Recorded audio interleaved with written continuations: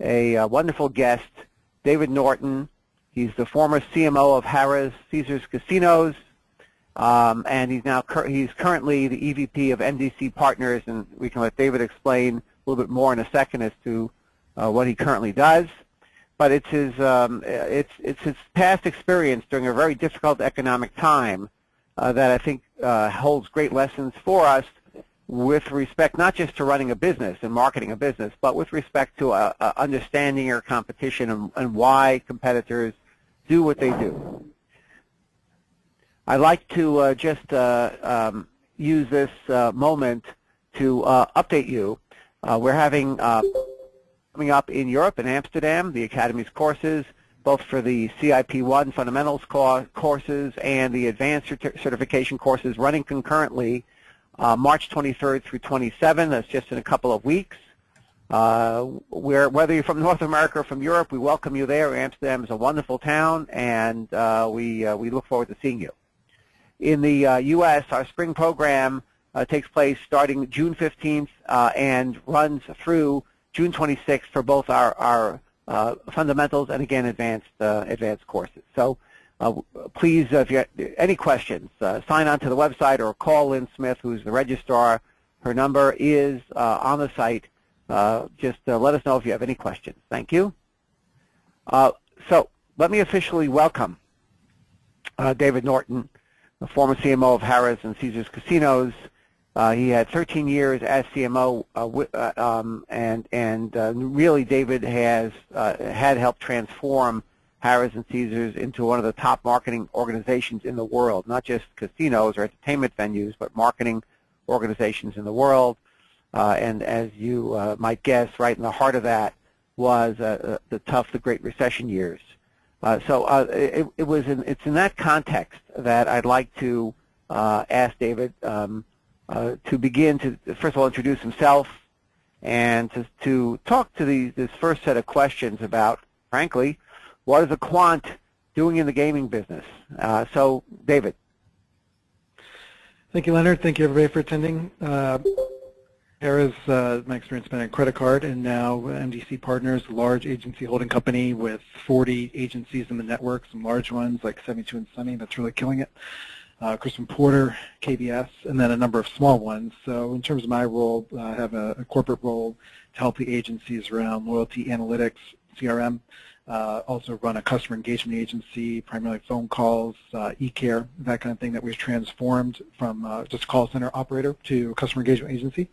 And then about a year ago, we formed a consulting practice and an ability to execute sophisticated CRM, analytics, technology projects, an agency we call Gale 43 that is up to about 45 people, expect to be about 10 million in revenue. But it all gets to the themes of the talk here today is that I've seen a lot of companies who really struggle with customer centricity, understanding their business from a customer point of view, with analytics, and how do you take those insights into action. And based on all the work we had done at Harrah's with a lot of great companies coming to visit us, I felt like creating a practice around that was certainly some open white space, and that's in essence what we're doing with MDC. Okay, and so in terms of, I assume these casinos or entertainment venues, they have run historically, even though they're all about numbers and they have a lot of data in this age of big data, but they still must run somewhat differently. Well, I think the benefit of the casino industry is you have a lot of data, and certainly some of that data was used in terms of looking at the slot floor performance and that kind of thing. But certainly what we did at Harrah is push it to a different level than anybody else had in the industry, and I think a few elements of that. One is casinos, like many businesses, I see it in retail and CPG and others, was very decentralized. So you want that P&L autonomy at a local level. But what was happening is people were being promoted up from the industry, and a big part of our model was to create centralized capabilities, increasingly centralized oversight to make each of the properties really effective, know about their business, know about the marketing programs, how customer segments were performing.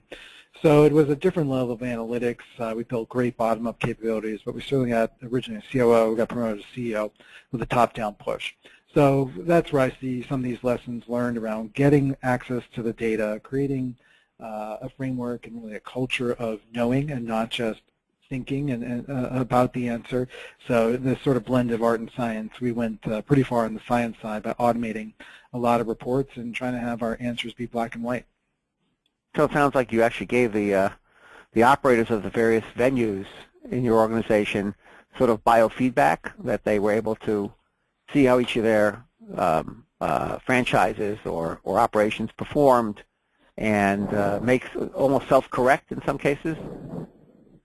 Yeah, exactly. That was the original model, and I see this even today. We're working with a CPG that's very decentralized, and you're not going to swing the pendulum to centralized overnight. It just doesn't work. So I'm a big believer that it's got to be in the middle somewhere, and it has to move at a relative pace. And to move from decentralized to centralized, whatever that centralized group is, whether it's analytics, whether it's marketing more broadly, whether it's digital, that group has to be great, and it has to be collaborative. And the same thing here, even MDC with the agency, is that you can't be mediocre and expect people to follow. You have to be great. The standard is high. But yes, ultimately, originally we gave them a bunch of standard reports, including one that on one page you could see how your business was doing by slots versus table, distance, age, ethnicity, tier, a bunch of different factors. So on one page you could see which segments of customers were doing better than others. And then we found there was still a gap in terms of what the insights provided to the actions that were taken by the management team. So we created a strategic analytic group that reported to me, but we put decentrally into the properties to close the gap of what was possible from the insights that was actually happening. And then after the economic crisis, I know one of the key themes here is we actually centralized all marketing analysis under the strategic analytic group of my team, because what we saw, as we'll talk about a little bit later, is that the properties were sending more and more to the customer, and we weren't seeing the revenues flow at the incremental rate we had seen historically. So we actually did end up centralized marketing analysis, but still had the decision-making of setting the marketing calendar decentrally, but just a lot more hands-on oversight. And it sounds you really got to know the customer. You really got to know the customer characteristics as well. It sounds very similar to me. Like I interviewed not too long ago and spoke to Bob Crandall, the former head of American Airlines, and he also was very customer-centric and made sure, partly with the loyalty programs, to know everything they could about the customer. Right. Yeah, I mean, that's the beauty of that industry, and the trick is how do you develop the incentive for customers in other industries to enable you to capture a lot more information. So we had a lot. We knew what offers they received, and especially at the VIP hosted level, we knew all their preferences and their spouse's name and kids' names and all that, so you could have a very personalized experience. And again, I think there are clearly analogs in personal shoppers, financial planners, that kind of thing, that certainly at the top of the pyramid where ultra-high touch is needed. You can do that in a scaled way. And then if you can do it across the database and have the mechanisms to convince customers to give you that information, that's very important as well. Okay, so the question at the top of the slide is almost a throwaway question, because apparently, you need to be a quant to do a good job in the gaming business. I think it goes without saying, and I think the people on this phone call participating in the webcast, and by the way, please, if you have questions along the way, I'm interrupting myself here, but if you have questions along the way, please send them on the chat box. Direct it to me if you can, Leonard Fold. If it's difficult to find that, just type in the message, and Lynn Smith will get it and then relay it to me later on. But so it seems like the people on this phone call, for the most part, are not quants. That is, not heavily quants anyway. They're not stat people. They're not actuaries by training, but they need to work with numbers. So we're sort of crossing a bridge here in this conversation. What I want to ask you next, really, is let me go one back here. Is about the Great Recession. So, here you are. You're in there to help improve their marketing program and to get more people in the door, spending more money effectively. That's sort of the model. And then in 2008, 2009, everybody got a punch in the stomach in the United States and mostly around the rest of the world. How did it explicitly affect the gaming and entertainment business that you ran? Yeah, and just to address your first point about the audience, a big part of the model at Caesars and with what we do with clients is automate the reporting, and you have to think about your structure. So you have statisticians and data scientists, whatever you want to call them, who create the complicated stuff and hand it off to the decision maker. So we don't expect the decision maker to have all those technical skills. Now we do want them to be analytically inquisitive, but it really is working in partnership with the more technical people to create the insights and then the actions and testing and learning. But then around the recession, I mean, the real deal was the revenue dropped 20%. So we had various economic bumps previously, and our best customers were relatively immune to that before because they had enough wealth. What we found with September '08 is it truly affected the VIPs, which was a significant portion of the business, maybe 40% of the business dropped 20%. And it's impossible to replace that kind of business with mass marketing. It's just the scale of somebody spending $1,000 or $2,000 a visit versus people spending $100. So that was a big challenge, and the fact that we were still running the same occupancy and basically having the same visitation to the properties with 20% revenue declines was an operational and financial challenge because you couldn't just cut your labor 20% because the visitation was still the same. So let me stop you for a second just to clarify what I'm hearing, and I make sure everybody else understands this too. Is you're saying basically hotels were just as full, roughly, as they were before the recession, but the spending per capita dropped. Yeah, exactly, and part of it was the best customers, their risk profile around gaming had changed, their wealth had changed, and as we did some research, because we did a lot of research to complement our deep analytics, what they said is, I still have a bunch of other T&E expenses that are going to be higher than gaming. So I still want to do my family trips or my golf memberships or go to sporting events, go shopping, that gaming had fallen in their list of activities. So yeah, we were just as full, but then the room rates really tanked in Las Vegas, so that gets a different type of customer in who would not have gotten into Caesars or other good properties before, and then they spend less. And sort of the funny example, the sad example really was at Caesars Palace, which is luxury, we saw somebody wheel in a microwave. We definitely saw a bunch of people with coolers. So they were going to eat in their room, heat up food, drink with stuff they had brought. So enjoy the experience, but spend not only less on gaming, but not even go to the best restaurants or go see show tickets. So just as many people, but not only the gaming spend, the non-gaming spend dropping precipitously. So as you're unfolding this story for everybody, I want everybody in the audience to think about, well, okay, what does this have to do with me?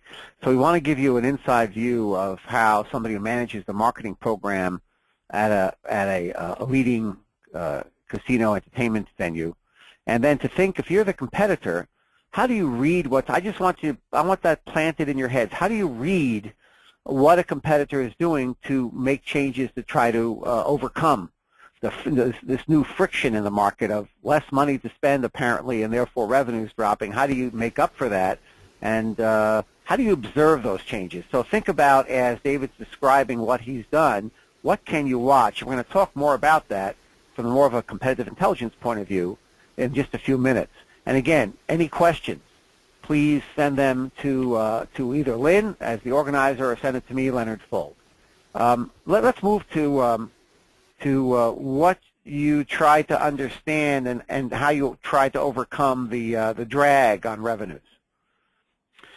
Right. So what we saw is that the properties were so desperate to stimulate more revenue in the fourth quarter of '08 and first quarter of '09 was that the demand curve for the customer changed. So in the past, if we put more events on the calendar and we thought about it as a monthly calendar, it's just easier to execute and say, here are all the 30 things you could do, customer.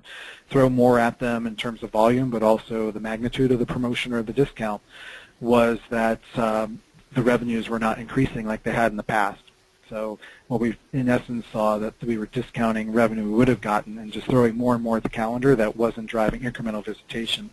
So what we did so effectively, it was like the treadmill moving faster, but not necessarily generating bigger numbers. Right. Yeah, I mean, in the past we could do a few more things on the calendar and we'd get more revenue. But because of these economic indicators, risk profile things I was talking about earlier, people just didn't have the appetite and say, okay, yeah, great, I'll redeem a second offer on that trip, or I'll take that richer offer, but I'm not going to spend more. I'm going to leave my ATM card in the car once I spend whatever my budget is, $100, $500, whatever your personal budget is, they weren't going to go to the well, and I'll just use your promotional discounts to get me there.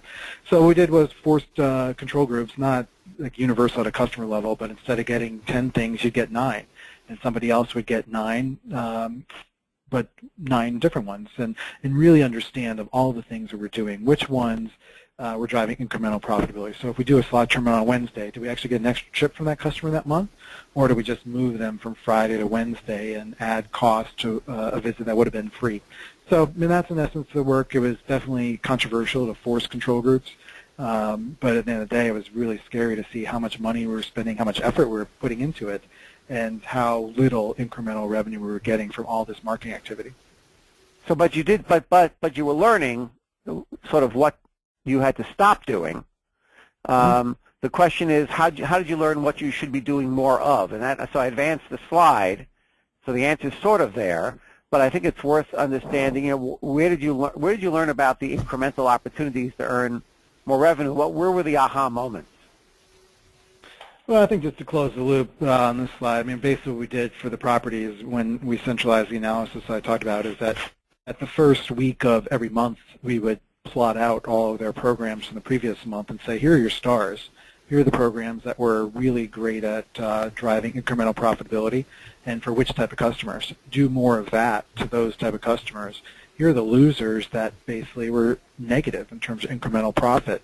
You got to get those out. And if they didn't agree to it, we elevated it to their division president or eventually the CEO. So we put some processes in place. But you know, on the next slide here, so you had to sort of, I mean, what I'm hearing, you had to somehow sort of force the operators to realize that what worked before doesn't necessarily work now, and to stop doing it. And that, so sometimes the numbers still required you to maybe to some extent to strong arm some of the changes into the organization. Yeah, no doubt. I mean, we took a very sophisticated approach and made it even more sophisticated, and we took something that was somewhere in the middle between decentralized and centralized, and in essence made it more centralized. And if we had done it before September '08, it would not have happened. So the fact that we were more desperate led to top-down push on that. You know, I think we did a lot of great stuff in terms of what we built and how we did it. So we had some bottom-up collaboration, but ultimately we had top-down pressure to get that enacted, and clearly that's needed. In some instances, I see a lot of companies churn because you don't quite have enough support from the CEO to change things or find the right balance of decentralized autonomy versus centralized capabilities, and you need a little top-down pressure. And if you're more desperate, you're going to get it faster than if things are going well.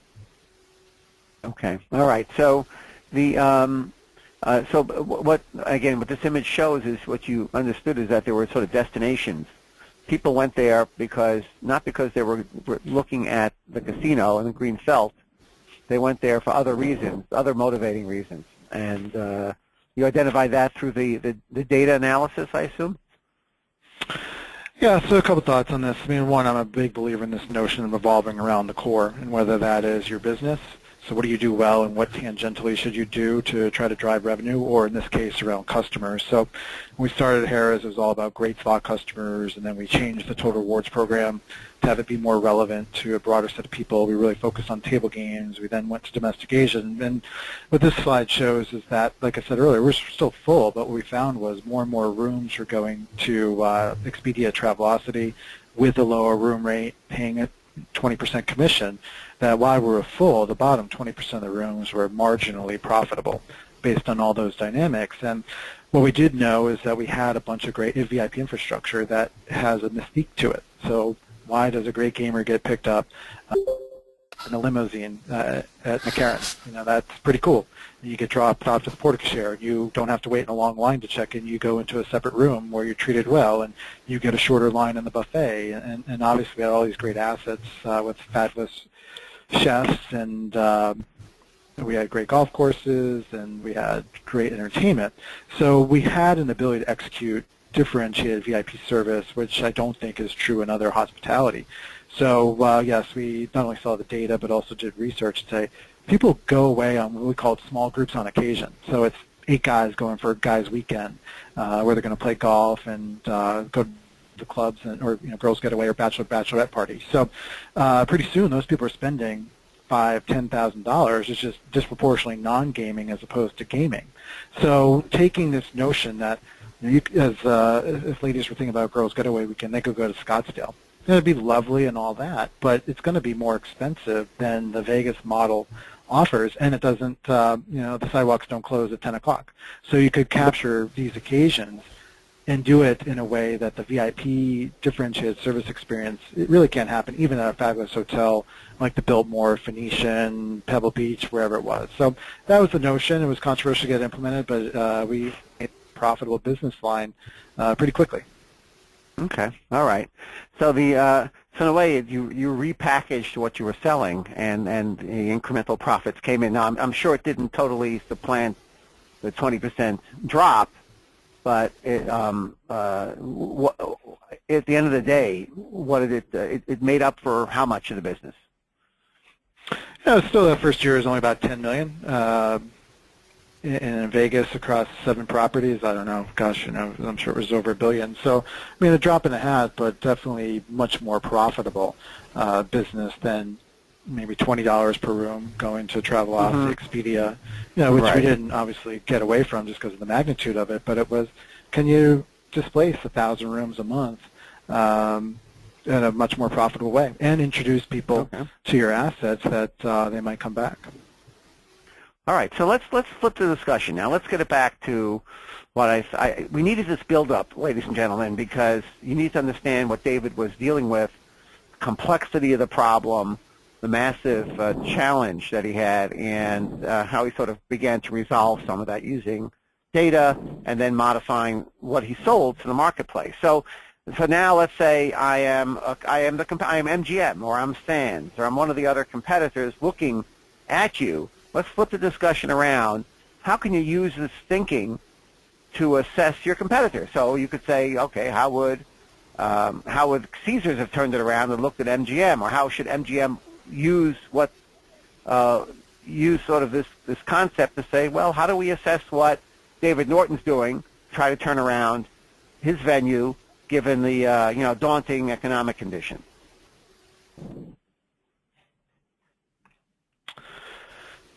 Yeah, so in terms of competitors, I think this goes a couple different ways. I mean, one, the good news in the casino business, you had pretty good insight because it's heavily regulated to what each of your competitors were doing from a market share perspective. So that was a good thing. That is not always the case, but clearly there are mechanisms to understand what people are doing. We had people who would play at our competitors at various levels so we could see what kind of incentives people were getting to have pure insight. So it's definitely something that required investment to have people go play in terms of time and money, but it gave us a better feel for what was going on. So I think, more short-term in a competitive market, so perhaps to our situation there, if somebody else is getting pretty aggressive, do you want to match them and tell them, hey, this is stupid and bad for both of us if we just start discounting revenue? Do you want to hold out and hope they move away from that? Are you willing to live with a loss of market share but maybe greater profitability? So I think that's the game theory type thing as you think about your competitors. And then longer term, same thing as we didn't get into Macau soon enough, largest gaming market in the world now. So we may have thought about it too analytically in terms of, well, the market can't be 6 times as big as Las Vegas. That's ludicrous. Right. Well, that's what it is now a few years later. And I think we were anchored in an analytic approach that said, well, we're not going to pay $1 billion to get into the market, not to build anything, but just kind of the fee to get in there. Or, we also did some research at the same time around these non-gaming customers. Caesars held up pretty nicely against Wynn and Cosmopolitan and other luxury properties in the market. But we definitely had a deficiency in some of our other properties, or even there were a few deficiencies at Caesars. So using that data to say, if we're going to compete in that total experiences way, well, maybe we should change out our old steakhouse and bring in Old Homestead, or is our lineup the right one at the Coliseum as an example? So I think that there's, when you think about the competition and then with game theory here, it really is a short-term promotional thing that you can think about, but also longer term, where's that white space? Where do you need to compete, or where can you leapfrog your competition in terms of an offering? So let me put you on the spot just for a second. So, you were out there, you put out a website, it's this entertainment website, and it was promoting, a girls' weekend or bachelor or bachelorette parties, and Clearly, it was on the web, so your competitors saw it. And I assume one or two tried to replicate what you did and say, well, if it works for Norton and his operation, it will probably work for us too. And they were a similar quality venue. First of all, did something like that happen? And then how did you respond? And so how did it play out in the end of the day? Well, I think that, sure, people took a look at it. They had offerings. I think there were a couple of things we did that were different. We put some resource against it. So I had a very talented person who ran this for us. And it was arduous. We didn't have all the technology to execute this as seamless as we wanted, so it did require manual effort to do it, and I don't think our competitors did. But I think two things that we did that were different is in the name of total rewards, it was more cross-property, and going back to the org structures, I think, of the competitors, more decentralized.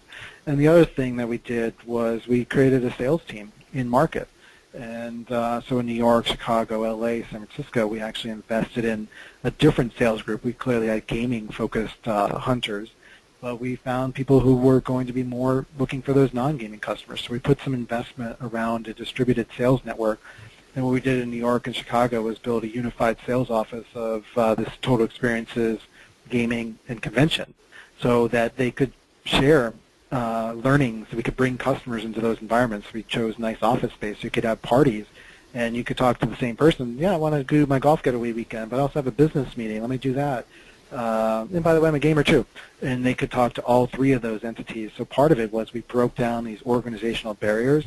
Like the Total Experiences group reported to me, the group meetings people reported to the property, the sales team generally reported to me as well, that we kind of broke down the walls by putting them in one office where they could, in essence, share customers across those different occasions. And the competitors generally didn't invest as much in this, and this was your sort of counter move to any incursion into your strategy. Right, it's really to stimulate the demand, so I think we thought about the top of the funnel. So anybody could execute what we did, but how do you create that awareness and so you drive traffic, basically. So nobody else did what we did on this sales unified office in New York and Chicago. Okay. So if this were a real war game, we would go back and say, okay, what are the capabilities of the organization? It's one of the famous Porter's Four Corners. And apparently Caesars Harrah's invested a lot of money, infrastructure and staff talent to execute on the big data solutions. And so my guess is some of the competitors may not have, and even though they were making some noise, could not have competed effectively. So it sort of behooves people listening here to understand it's not just move, counter move, it's understanding, this is where the research comes in, what is the infrastructure that they built into their organizations? Could they counter what Harrah's was doing? The answer was probably not. So therefore, next, what do you do? Where do you move your chess piece? And we're not going to take it any further. I'd like to ask, David supplied actually this slide, and I think it's worth looking at and hearing David describe it, because you're looking at sort of a description, a model that he followed in constructing his marketing organization. And you got to ask yourself, if you're a competitor, do you have the same wherewithal? Are you thinking the same way? So if you can take a minute or two just to talk about what a customer-centric kind of organization that takes analytics very seriously, how it works. Yeah, what we try to highlight, if you will, or detail on this slide is that people talk about analysis, big data, customer centricity, and once you get really all the way there, it permeates the organization. So we talk about total rewards being the vertebra of the organization because it was our insight into who the customer was and what they were doing. And if you start in the upper right, that kind of data, as we've just been talking about with total experiences or the changes we've made to Caesars, it really was this insight about customers based on analytics. So how do we have to evolve our offering? Of course, we continue to refine the program over time as well. Then you move to the lower right is that you have all these different interaction touch points. So I talked about the personal shopper, VIP host, or sales team. How do they know who this person is so they can have those interactions be as relevant as possible, have it be in their mind or be in a black book, so you can automate this, and as people move across your organization, there's more continuity. So we put a lot of time into those touch points to make them as personalized as possible. But If we move to the lower left, as I've talked about, you can't just throw this across the big wall from corporate to the properties or corporate to the divisions, whatever your analog is. That it really requires different principles organizationally. You finding the right balance of decentralized, centralized, having the right forums, and having the right talent, as I said right at the outset. If you're going to have a centralized group, it's got to be created. It has to have credibility that people come to it instead of trying to force people to work with you. And then ultimately you want to build these tools, as we talked about earlier as well, is that you want to automate as much of this functionality so that it's routine, but that more importantly, so people have more time to think and be creative and be able to evaluate what they're trying and see what's working and what's not. Okay. I want to move. We're moving on to basically the last sort of set of points to make here. I'm going to encourage people to send your questions in to Lynn, and questions you want to ask David regarding marketing and trying to assess a competitor's marketing program. Let's look at the last slide. Sort of is the one that I'm not trying to be, as I say, cheeky or cute here. But the question is, what if you're not a quant?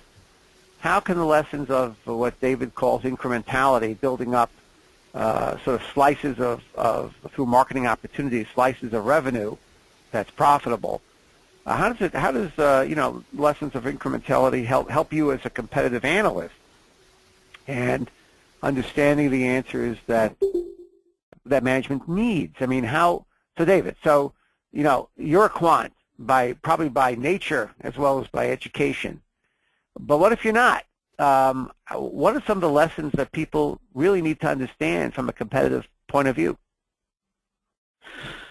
Again, I think that as I try to talk about this, where you have to think about the org structure, and we don't need everybody to be data scientist or statistician, that kind of thing. Is you have to think about how you structure your team, and you might have a team of geeks that never sees the light of day, if you will. But what they need to do is automate their capabilities, and I think for anybody, it's really about being analytically inquisitive. I think that's a big part of being a marketer, being an operator, is having some desire to know what the answer is in black and white. And then you got to find the balance of science and art, and being able to take action. So it's really this culture of complementary resources, this automation piece, that smart people have the insights and recommendations that might come from those more quantifiable, quantitative people, and be able to make them better. Okay. All right.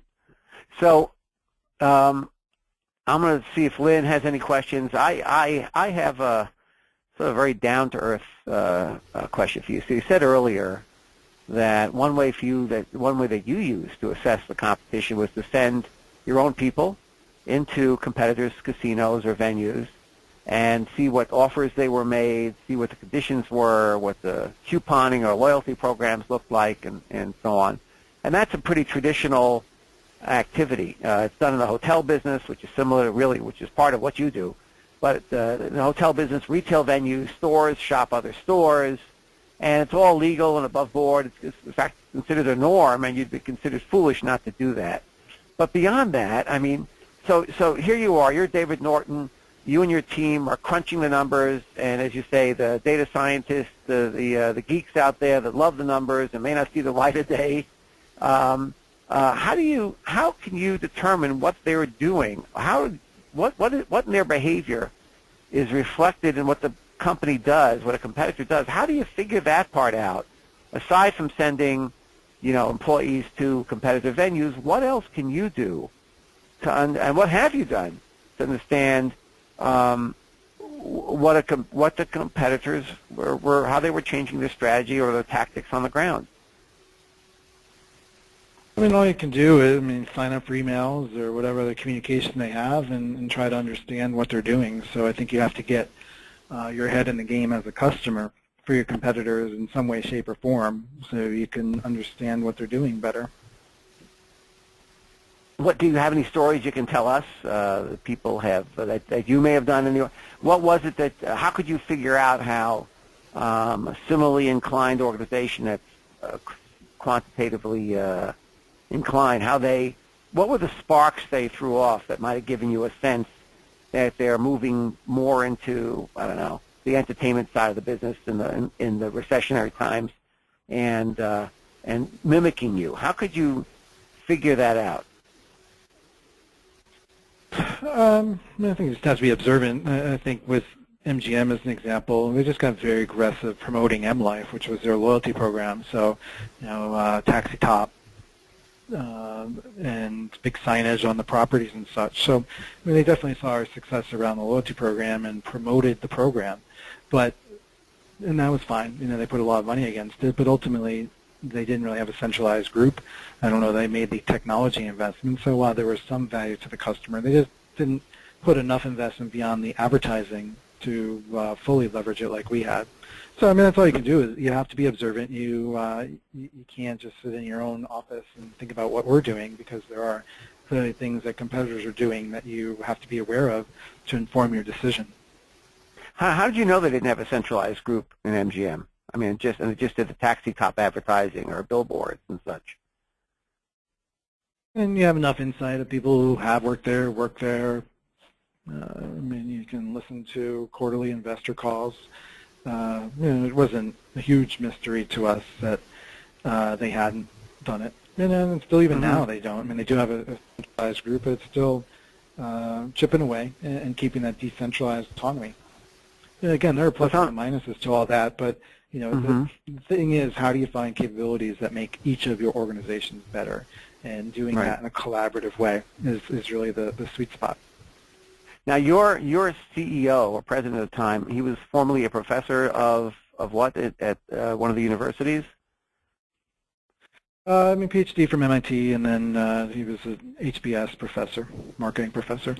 So this guy was also a quant, and was that unusual at the helm of a big casino entertainment enterprise?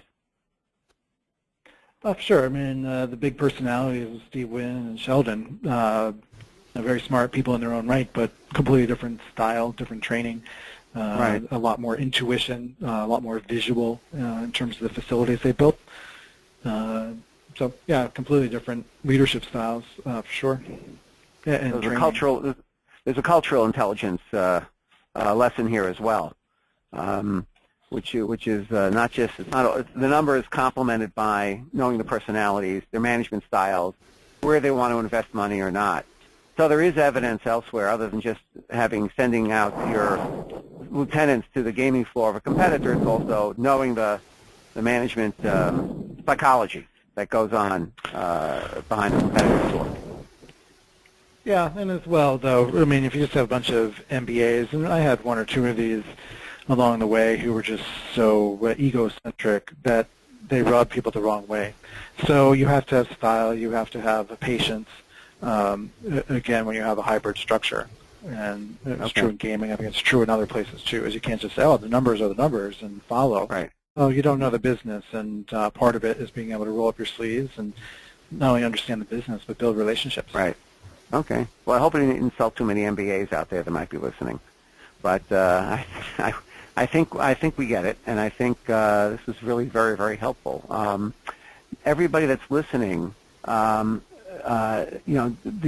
webcast is going to be is recorded and is going to be available on the Academy's website, so you can play it back if you need to for your colleagues. We're going to have additional C-suite webcasts throughout the year. And we'll be alerting you to another one in just probably a couple of weeks. So we look forward to you attending again. Hope you enjoyed this session. David Norton, thank you very, very much for the help. Lenny, I have one question. Oh, okay. We'll insert the one question before we pull down the curtains. Go ahead. If the recession didn't hit, would you still have reoriented the entire business model toward entertainment programs? No, and I think with the total experiences, I would just say we added a revenue stream that we thought was more profitable. So, no, I don't think we would have had success. It was hard enough to get that implemented and try to prove to people that we would get incremental revenue by packaging this offering. And to your point, we would not have gotten this approved through the operators without the economic crisis, I don't believe. Okay. That's a very good question, and It's nothing like a shock to the system to motivate you. Yeah, So, for sure. Listen, I want to things like that get people out of all kinds of habits. So I really want to thank David again for doing a really great job and explaining a fairly complicated subject in a way that I think all the competitive folks here in the room, in the virtual room, understood and appreciated. And it's a quant firm is a different kind of analysis than say looking at a factory, or sometimes even looking at a bank or a credit card company. Looking at a casino, surprisingly, maybe is even more quantitative or as quantitatively driven as a credit card agency. So in any case, please stay tuned. The recording will be on the website. There'll be additional webcasts throughout the year.